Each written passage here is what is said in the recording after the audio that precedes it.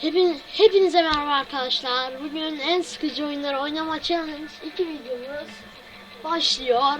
Şimdi kafa topunu seçtim. Şöyle başlayalım.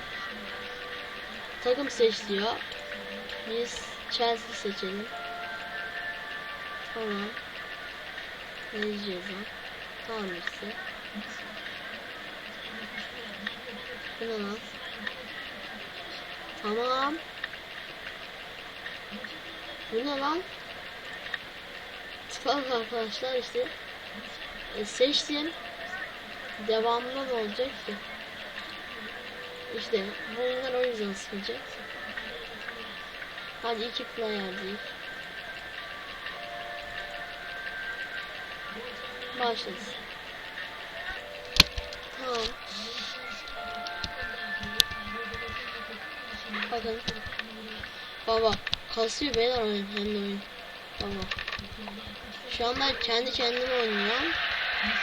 Ama oyunu tek başıma oynayınca değişik oluyor yani başlatamadım. Baba. Ha, geçmiyor işte bak kasıyor arkadaşlar. Mouse breaker yani prodüksiyonuna diyelim. Gönderiyoruz bu videoyu baba. Neler bilmiyor. Şimdi nasıl bir şey de bu?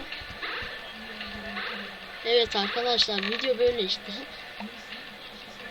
En sıkıcı oyunlar oynama challenge'ın amacı benim beğenmediğim oyunları size gösteriyorum.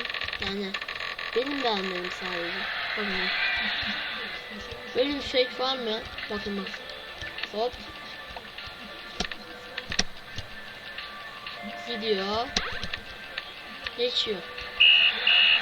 Evet arkadaşlar videonun sonuna geldik. Abone olmayı ve like atmayı unutmayın.